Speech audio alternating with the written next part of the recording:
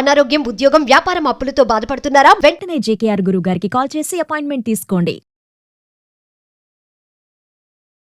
నమస్తే సరస్వతి ప్రదీప్ గారు. నమస్తే అమ్మా. ఎప్పటి నుంచో మీతో మాట్లాడాలి, మీతో కొన్ని టాపిక్స్ డిస్కస్ చేయాలనుకుంటూ ఉన్నాను.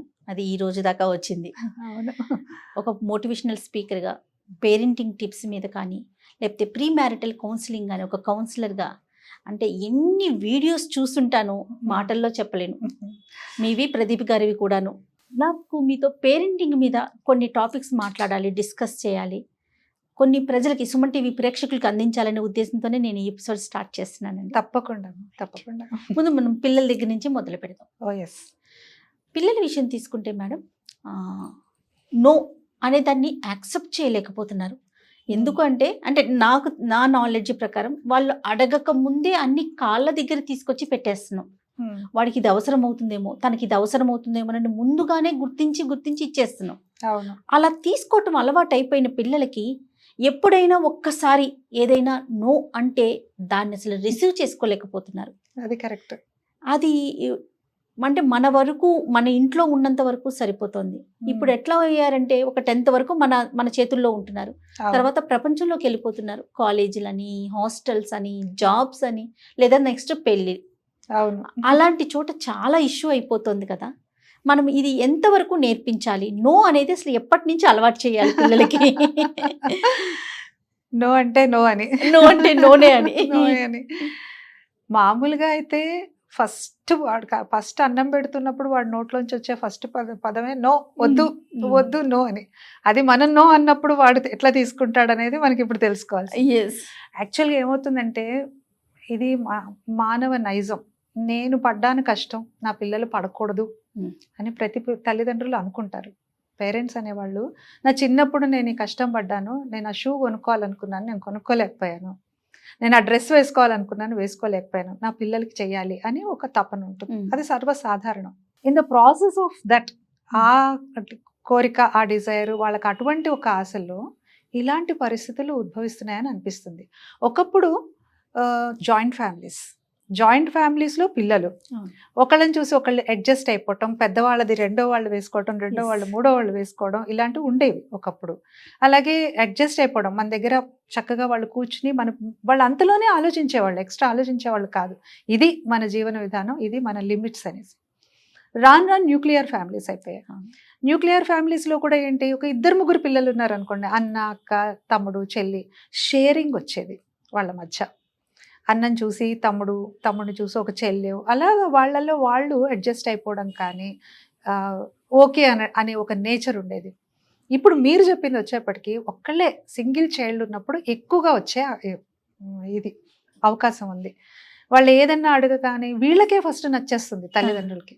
రే ఇది బాగుందని కొనియడం, వాడికి అడగాలి, ఇది అవసరము, ఇది అవసరం లేదు అనే ఒక ఆలోచన కూడా రావట్లేదు. నెసెసిటీకి వాంట్స్కి డిఫరెన్స్ ఉంటుంది. ఏది అవసరము, ఏది కోరిక. ఇది ఉంటే బాగుంటుంది అనుకోవడం అనేది ఒక వాంట్, కానీ అసలు ఇది అవసరం, ఇది మనకి, ఇది లేకపోతే ఎలాగా అనేది ఒక నెసెసిటీ. సో ఈ రెండింటి మధ్య కూడా వాళ్ళకి డిఫరెన్సియేషన్ తెలియట్లా. తల్లిదండ్రులు వాళ్ళే ఎక్కువగా ఈ ఆన్లైన్ షాపింగ్లకు అలవాటు పడిపోయో, లేకపోతే కొత్త లైఫ్ స్టైల్స్కి అలవాటు పడిపోయి, ఎక్కువ సంపాదన, వాళ్ళకి ఒక ఎక్కువ కుషన్ ఉంది కదా ఖర్చు పెట్టుకోవడానికి. సో ఇవన్నీ కూడా మ్యాటర్స్ ద మోస్ట్.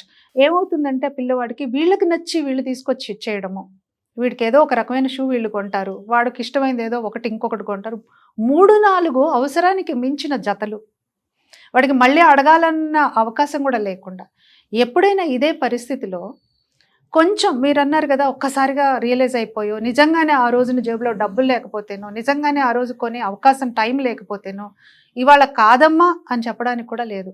నో, వాళ్ళు దే కాంట్ యాక్సెప్ట్ ఇట్. ఎందుకంటే వాళ్ళకి అసలు ఆ తేడా తెలియలేదుగా, వాళ్ళకి అసలు లేకపోవడం అనే ఒక ఇది తెలియలేదు పిల్లలకి.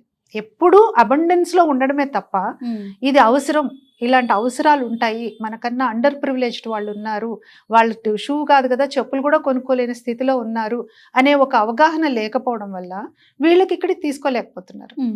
చిన్నప్పటి నుంచి కూడా నేనేది పిల్లల్ని కష్టపెట్టమని చెప్పట్లేదు, కానీ కష్టం తెలిసేలా పెంచండి అని చెప్తున్నాను. రైట్.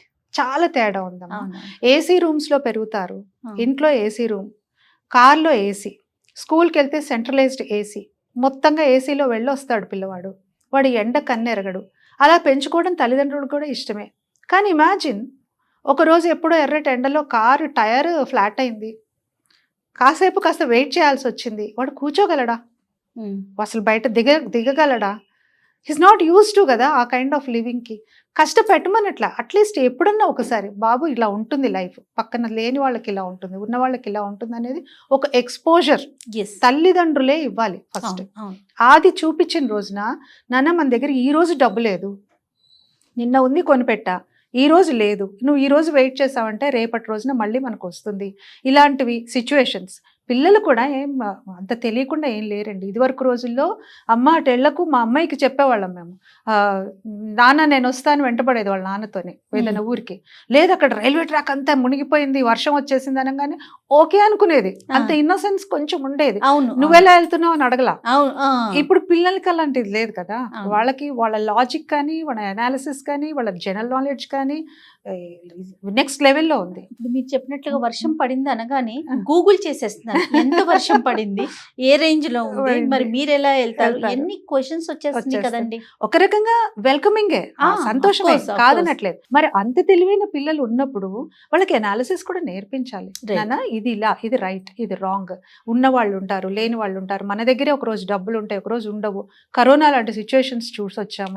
ఇవన్నీ కూడా రియల్ లైఫ్ సిచ్యువేషన్స్ ని పిల్లల్ని మనమేం భయపడాల్సిన అవసరం లేదు.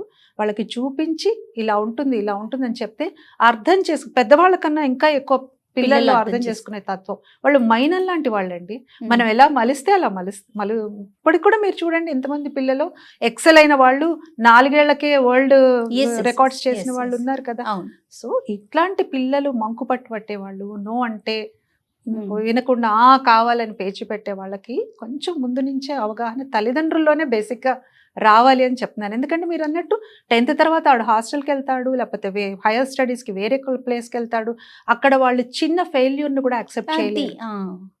చిన్న ఇక్కడ వచ్చింది వీడు చేసిందే గొప్ప అనుకున్న దగ్గర నుంచి నువ్వు 3rd ప్లేస్లో ఉన్నావు, 4th ప్లేస్లో ఉన్నావు అన్నా కానీ కూడా తట్టుకోలేకపోతున్న స్థితిలోకి వస్తున్నారు. మీరు మొదట్లో ఒక మాట చెప్పారు, అక్క అంటే మన ముందున్న వాళ్ళ దగ్గర నుంచి మనం వస్తువులు తీసుకునే. నేను ఎగ్జాంపుల్ చెప్తాను. నాకు 2 అక్కలు. పెద్దక్క వాడింది రెండో అక్క వాడిన బ్యాగ్ నేను. అట్లా ప్రతిదీ షేరింగ్. అంటే పైనుంచి కింద దాకా ఆ షేరింగ్ అనే ఒక క్వాలిటీ తెలియకుండా ఆటోమేటిక్ గా జరిగిపోయేది. అక్కడ క్వశ్చన్స్ లేవు. అంతే. అక్కది నేను ఎందుకు వాడాలి, లేదా చెల్లిది నేను ఎందుకు వాడాలి అనే క్వశ్చన్ లేదు. తను వేసుకున్న బట్టలు తనకు టైట్ అయిపోతే నెక్స్ట్ నా తర్వాత మా పిన్ని పిల్లలు, పెద్ద అట్లా కజిన్స్ కూడా ఫాలో అయ్యేది. కానీ అసలు ఆ సిస్టమ్ ఎక్కడుందండి? మీరు అన్నట్టు ఒకళ్ళే ఉంటున్నారు, సింగిల్ చైల్డ్స్. వాళ్ళకి ఇంకా షేరింగ్ లేదు. వాళ్ళకి షేరింగ్ ఏంటి, వాళ్ళకి అబండెన్స్. ఒక జత దగ్గర 10 జతలు ఉంటున్నాయి. వాల్యూ తెలియట్లేదు. ముందుగానే అంటే మార్పు అనేది పేరెంట్స్ వైపు నుంచే రావాలంటే ఫస్ట్ పేరెంట్ నుంచే రావాలండి. పేరెంట్సే రావాలి. పేరెంట్స్ నుంచే. నా చిన్నప్పుడు నేను చేయలేకపోయాను, ఇప్పుడు కావాలి అనుకోవడం వరకు ఓకే, ఒప్పుకుంటాను. కానీ వాడు కూడా పరిపూర్ణంగా ఎదగాలి. ఇప్పుడు మీరు ఒక చిన్న ఎగ్జాంపుల్ చెప్తా అండి.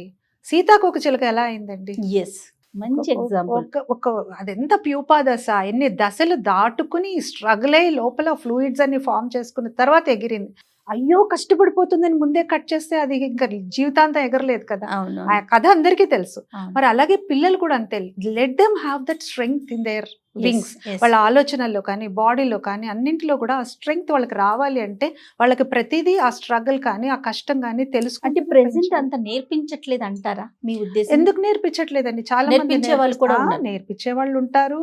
కొన్ని చోట్ల మీరు చెప్పింది ఇప్పుడు ఏది మనం ఏ టాపిక్ మాట్లాడినా జయలక్ష్మి గారు, అది కొంత శాతం వరకే. మొత్తం 100% ఇలాగే ఉన్నారు ఇప్పుడు పేరెంట్స్ అనడానికి లేదండి. నేను నా చుట్టూ ఎంతో మందిని చూస్తున్నాను. వాళ్ళు ఎంత బాగా పెంచుతున్నారు పిల్లల్ని, ఆల్రౌండ్ డెవలప్మెంట్ ఇస్తున్నారు. ఒకప్పుడు చదువే మా అప్పుడు చిన్నప్పుడు ఎలా ఉంది, ఇది పాట ఎక్కువసేపు పాడినా, డాన్స్ క్లాస్కి వెళ్తా అన్నా చదువు భంగం అయిపోతుంది అన్న ఫీలింగ్ కదా. ఎప్పుడు కూడా మేమెప్పుడు అలాగా అనుకోలేదు.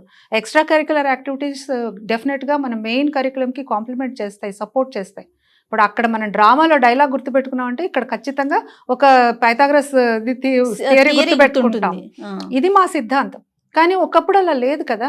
చదువుకోవాలి, నువ్వు పాటలు నువ్వు యాక్టింగ్లు అంటే నీకు ఇక్కడ చదువు ర్యాంక్స్ చూసేవారు ర్యాంక్స్, డాక్టర్లు, ఇంజనీర్లు. కానీ ఇప్పుడు చాలా చేంజ్ వచ్చింది, అన్నిట్లో ఎంకరేజ్ చేస్తున్నారు పిల్లల్ని. తల్లిదండ్రులు టైం పెట్టుకుని వెళ్ళి వాళ్ళకి ప్రాక్టీసులకి తీసుకెళ్తున్నారు, క్లాసుల్లో చేర్పిస్తున్నారు.